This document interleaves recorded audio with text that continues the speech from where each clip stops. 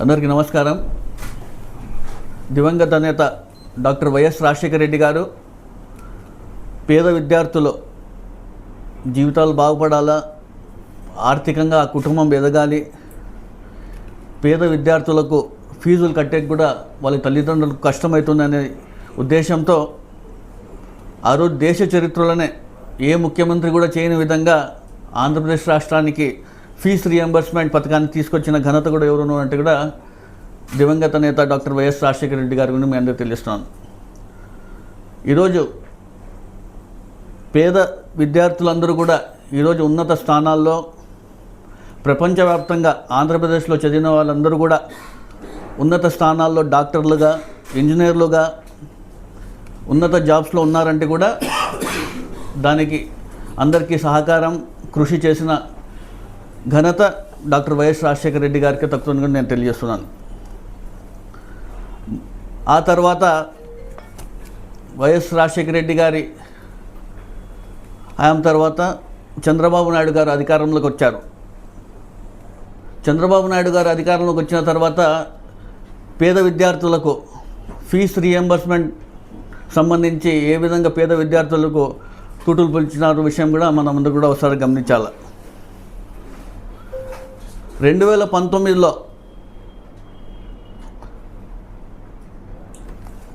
Doctor YSR Rajasekhara Reddy గారి తనయుడు YS Jaganmohan Reddy గారు అధికారంలోకి వచ్చారు.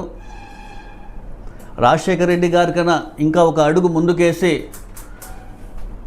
ఫీజు రియంబర్స్మెంట్ అని చెప్పి విద్యా దీవెన, అదేవిధంగా వసతి దీవెన పథకాన్ని కూడా తీసుకొచ్చిన ఘనత కూడా ఎవరున్నా అన్నట్టే దేశ చరిత్రలో వైఎస్ జగన్మోహన్ రెడ్డి గారిని కూడా మీ అందరికీ తెలియజేస్తున్నాను. 2019లో ఏవైతే చంద్రబాబు నాయుడు గారు అధికారం అయిపోయి దిగిపోయేటప్పటికీ దాదాపుగా 2,800 కోట్ల రూపాయలు బకాయిలు ఉండేటివి ఫీజు రియంబర్స్మెంట్ సంబంధించి. జగన్మోహన్ రెడ్డి గారు ఎక్కడ కూడా పార్టీలు చూడకుండా, కక్ష సాధింపులకు పోకుండా, మనం ఏమైనా చేస్తే పేద విద్యార్థులు ఇబ్బంది పడతారు, వాళ్ళ తల్లిదండ్రులు ఫీజులు కట్టలేకపోతారు, వాళ్ళకి కష్టాలు వస్తాయని చెప్పి కూడా ఎక్కడ అవన్నీ చూడకోకుండా ఆయన రాగానే ఏవైతే ఆయన మాట ఇచ్చారో ఆ బకాయిలన్నీ కూడా చెల్లించిన గొప్ప వ్యక్తి ఎవరు ఉన్నారంటూ కూడా వైఎస్ జగన్మోహన్ రెడ్డి గారని కూడా మీ అందరూ తెలియజేస్తున్నాను. అదేవిధంగా సంక్షేమ క్యాలెండర్ సిద్ధం చేసి ప్రతి ఒక్క పథకాన్ని కూడా ఇంటి వద్దకే పరిపాలన అందిస్తూ, ఇంటి వద్దకే సంక్షేమ పాలన అందిస్తూ ఏ విధంగా అయితే క్యాలెండర్ రిలీజ్ చేశారో ఆ మాట తప్పకుండా ప్రతి నెల కూడా ఆయన జమ చేసిన లబ్ధిదారుల ఖాతాలో జమ చేసిన గొప్ప వ్యక్తి ఎవరు ఉన్నట్టుగా వైఎస్ జగన్మోహన్ రెడ్డి గారు. అదేవిధంగా ప్రతి 3 monthsకి ఖచ్చితంగా చెప్పిన టయానికి ఫీజు రియంబర్స్మెంట్ తల్లుల ఖాతాలో జమ చేసిన గొప్ప నాయకుడు వైఎస్ జగన్మోహన్ రెడ్డి గారికి కూడా మీ అందరూ తెలియజేస్తున్నాను. ఎన్నికల షెడ్యూల్ రావడం, జనవరి నుంచి మార్చి వరకు ఏదైతే 3 monthsకి ఒకసారి ఫీజు రియంబర్స్మెంట్ ఇవ్వాల్సిందో అది జనవరి నుంచి మార్చి వరకు 3 months ఫీజు రియంబర్స్ సంబంధించి ఏప్రిల్లో వెరిఫికేషన్ చేసిన తర్వాత మే నెలలో ఈ ఫీజు రియంబర్స్ తల్లిల ఖాతాలో జమ చేద్దాం అనుకునేప్పటికీ కూటమి ప్రభుత్వం, అంటే అప్పుడు కూటమి నాయకులు వాళ్ళే ఎలక్షన్ కమిషన్కి వెళ్ళి ఫిర్యాదు చేయడం జరిగింది. వాళ్ళే దీన్ని కూడా అడ్డుకునే విషయం కూడా మీ అందరి దృష్టికి కూడా తీసుకునే విషయం కూడా మీరు ఒకసారి గమనించాలి. అదేవిధంగా చూసుకుంటే చంద్రబాబు నాయుడు గారు, లోకేష్ గారు ఎన్నికలకు ముందు బకాయిలు ఏవైతే ఫీజు రియంబర్స్మెంట్కి సంబంధించిన బకాయిలన్నీ కూడా మేము అధికారంలోకి రాగానే ఖచ్చితంగా మేము ఇవన్నీ కూడా వాళ్ళకి అన్నీ కూడా మేము చెల్లిస్తామని చెప్పి ఈరోజు దాదాపుగా 8 నెలలు అవుతున్నా కూడా ఏ ఒక్కరు పట్టించుకుపోవడం కూడా ఏ విధంగా వీళ్ళు పరిపాలన అందిస్తున్నారు కూడా ఒకసారి మీరు అందరూ గమనించాలా. అధికారంలోకి వచ్చి 8 months అవుతుంది. బకాయిలతో పాటు అకాడమిక్ ఇయర్ ఫీజులు కూడా చూసుకుంటే విద్యా దీవెనకు సంబంధించి 2,800 కోట్లు, అదేవిధంగా వసతి దీవెనకు సంబంధించి 1,100 కోట్లు, దాదాపుగా 3,800 కోట్ల రూపాయలు ఈరోజు చెల్లించకపోవడం ఏ విధంగా విద్యార్థులు, పేద విద్యార్థులు భయపడుతున్నారు కూడా మీరందరూ కూడా ఒకసారి గమనించాలి. వైఎస్ జగన్మోహన్ రెడ్డి గారు ఇలాంటి ఇబ్బందులు వస్తున్నాయని చెప్పి ఆయన దృష్టికి వస్తే నవంబర్ 24వ తేదీన 2024లో ఎక్స్లో ఒక పోస్ట్ పెట్టారు ఆయన. ఇట్లా కూటమి ప్రభుత్వం వెంటనే ఫీజు రియంబర్స్మెంట్ సంబంధించిన బకాయిలన్నీ కూడా చెల్లించాలా, ప్రభుత్వం ఏం పట్టించుకోవడం లేదని చెప్పాడు. ఆ రోజే ఒక పోస్ట్ పెట్టడంతో కొన్ని రోజుల తర్వాత మేము 700 కోట్ల రూపాయలు బకాయిల్ని చెల్లిస్తామని చెప్పి కూటమి ప్రభుత్వం చెప్పడం జరిగింది. వాళ్ళు చెప్పబట్టి కూడా ఒక నెల అయిపోయింది. ఆ 700 కోట్లు కూడా ఎక్కడ ఏ ఒక్క ఖాతాలో కూడా జమ చేసిన పాపాన్ని పోలేదు. ఇవన్నీ కూడా ప్రజలందరూ గమనిస్తున్నారు. ఈరోజు స్టూడెంట్స్ ఏ విధంగా ఇబ్బంది పడుతున్నారు కూడా ఒకసారి గమనించాలా. తల్లుల ఖాతాల్లో జమ చేస్తామంటారు ఒకసారి, లేదంటే కాలేజ్ యజమానులకు మేము జమ చేస్తామని చెప్పి ఒకసారి అంటున్నారు,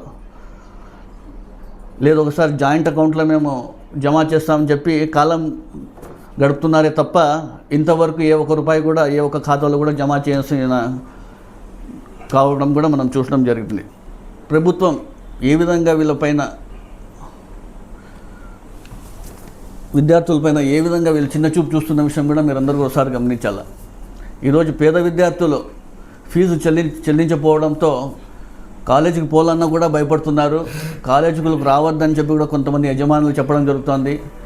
కొంతమంది స్టూడెంట్స్కి చదువు కంప్లీట్ అయినా కూడా వాళ్ళ సర్టిఫికెట్స్ తీసుకోవడానికి కూడా ఇబ్బంది పడుతున్నారు. ఈ బకాయిలు పూర్తి చెల్లించే వరకు మేము ఆ సర్టిఫికెట్స్ కూడా ఇవ్వడం కాదని కూడా యజమానులు చెప్పడం కూడా చాలా ఇబ్బంది పడుతున్నారు. రాష్ట్ర వ్యాప్తంగా దాదాపుగా 11 లక్షల మంది విద్యార్థులు దీంతో ఇబ్బంది పడుతున్న విషయం కూడా మీ అందరి దృష్టికి తీసుకొస్తున్నాను. మన అనంతపురం జిల్లాలో చూసుకుంటే కన్నా 40,000 మంది విద్యార్థులు ఈ విధంగా ఇబ్బంది పడే పరిస్థితి కూడా నెలకొన్న విషయం కూడా మీ అందరికీ తెలియజేస్తున్నాను. అదే జగన్మోహన్ రెడ్డి గారు అధికారంలో ఉన్నట్టుగా క్రమం తప్పకుండా ప్రతి 3 monthsకి ఖచ్చితంగా ఆయన చెప్పిన మాట మేరకు పేద విద్యార్థులు కానివ్వండి ఎక్కడ ఇబ్బంది పడకూడదు, వీళ్ళందరూ బాగుంటేనే ఆర్థికంగా ఎదుగుతారు, కుటుంబాలు బాగుంటాయి, చదువుకుంటేనే వీళ్ళు ఉన్నత స్థానాలు పోతారని చెప్పేసి విద్యార్థులకు ఎక్కడ కూడా ఇబ్బంది లేకుండా చెప్పిన టయానికి తల్లుల ఖాతాల్లో ఖచ్చితంగా క్రమం తప్పకుండా విద్యా దీవెన పేరుతో వాళ్ళ ఖాతాల్లో జమ చేపించిన ఘనత కూడా వైఎస్ జగన్మోహన్ రెడ్డి గారికి కూడా మీ అందరూ తెలియజేస్తున్నాను. ఈరోజు చంద్రబాబు నాయుడు గారు వాళ్ళ తనయుడు లోకేష్ గారు ఎడ్యుకేషన్ మినిస్టర్ అంటారు.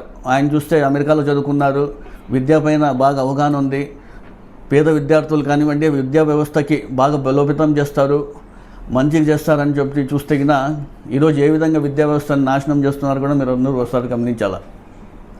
15,000 రూపాయలు చొప్పున ప్రతి ఒక్క పిల్లవాడికి చదివే పిల్లవాడికి ఇంట్లో ఎంతమంది ఉన్నా కూడా 15,000 ఇస్తామని చెప్పి తల్లికి వందనం అకాడమిక్ ఇయర్ కూడా పూర్తి కాబోతుంది. ₹1 కూడా ఏ ఒక్క ఖాతాలో కూడా జమ చేయకపోవడం కూడా ఏ విధంగా వీళ్ళు కూటమి ప్రభుత్వం ముందుకు పోతున్నా కూడా మీరు అందరూ ఒకసారి గమనించాలి. అదేవిధంగా దీనికి సంబంధించి రాష్ట్ర అధ్యక్షులు వైఎస్ఆర్సీపీ అధ్యక్షులైనటువంటి జగన్మోహన్ రెడ్డి గారు విద్యార్థులకు ఇబ్బంది కలగకూడదు, ఫీజు రియంబర్స్మెంట్ సంబంధించి మన పార్టీ ఖచ్చితంగా ప్రజల వైపు ఉండాలా, ప్రజల వైపున మేమందరం పోరాటం చేసేకి అనంతపురం నగరంలో మన జిల్లా అధ్యక్షుడు అనంత వెంకటరామరెడ్డి గారి ఆధ్వర్యంలో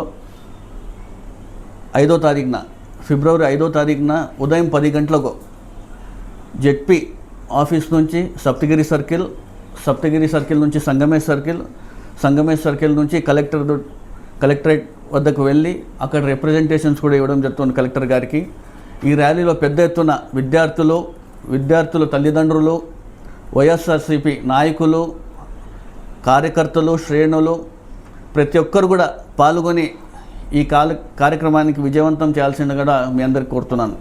అదేవిధంగా వైఎస్ఆర్సీపీ అధికారంలో ఉన్న ప్రతిపక్షంలో ఉన్న ప్రజల వైపు పోరాటం ఎప్పుడు చేస్తూ ఉంటుంది, ప్రజలకు ఎప్పుడు అండగా ఉంటుంది.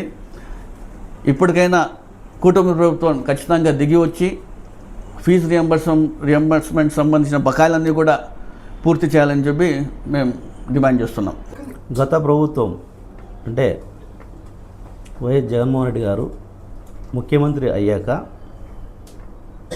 పేద ప్రజలకు పేద పిల్లలకు చదువు భారం కాకూడదనే ఉద్దేశంతో 1వ తరగతి నుండి ఇంటర్మీడియట్ వరకు తర్వాత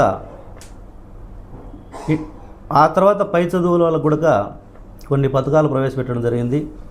1వ తరగతి నుంచి ఇంటర్మీడియట్ వరకు అమ్మఒడి ప్రతి ఒక్కరికి కూడా 15,000 రూపాయలు సంవత్సరానికి క్యాలెండర్ పెట్టి ఏ నెల ఏ డేట్ అనే దాని ఉద్దేశపూర్వకంగా అదేవిధంగా డేట్ టు డేట్ వేసుకుంటూ వచ్చాడు. తర్వాత సంవత్సరంలో 3 విడతలు వసతి దీవెన కానీ విద్యా దీవెన కానీ తర్వాత ఇంకా పై చదువులు చదువుకుని విదేశీ విద్య కూడా ప్రవేశపెట్టి అందరికీ కూడా సకాలంలో వాళ్ళు కాలేజీల్లో స్కూల్ యాజమాన్యం సతాయించుకోకుండా ఫీజులు కట్టమని ఎంత అలా ఇప్పుడు చూస్తూ ఉన్నాం. తల్లిదండ్రులు ఎంత బాధపడుతున్నారు కూటమి ప్రభుత్వం వచ్చిన తర్వాత.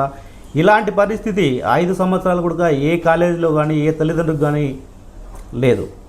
ఇప్పుడు చూస్తున్నాము ప్రతి కాలేజీలో ఫీజు కట్టకపోతే పిల్లల్ని ఇంటికి పంపించడం, సర్టిఫికేట్లు ఇవ్వకపోవడం ఇలాంటివి జరుగుతున్నాయి. చాలామంది పిల్లలు కూడా ఈ మధ్య కాలంలో ఆత్మహత్యలు కూడా చేసుకుంటున్నారు. కాబట్టి మన వైఎస్ జగన్మోహన్ రెడ్డి గారు ఇవన్నీ ఆయన దృష్టికి వెళ్ళిన తర్వాత ఆలోచించి ప్రతి ఒక్కరు కూడా చదువుకోవాలి, డ్రాప్అవుట్ కాకూడదు అనే ఉద్దేశంతో ఈరోజు ప్రతిపక్షంలో ఉన్నా కూడా కూటమి ప్రభుత్వం పైన ఖచ్చితంగా ఫీజు రియంబర్స్మెంట్ ఉన్న బకాయి ఏదైతే ఉందో 3,900 కోట్లు ఖచ్చితంగా చెల్లించాలని చెప్పి ఈరోజు ప్రజల వైపున పిల్లల తల్లిదండ్రుల వైపున నిలబడి ఈ నెల ఫిబ్రవరి 5వ తారీఖు పిల్లల తల్లిదండ్రులతో పిల్లలతో ఖచ్చితంగా భారీ ర్యాలీ నిర్వహించి అక్కడికి కలెక్టర్ గారికి వినతి పత్రం అందజేశారు. కాబట్టి ఈ కార్యక్రమానికి ప్రతి ఒక్కరూ జిల్లాలో ఉన్న పిల్లలు కానీ పిల్లల తల్లిదండ్రులు కానీ వచ్చి కార్యక్రమాన్ని విజయవంతం చేయవలసిందిగా కోరుతున్నాం.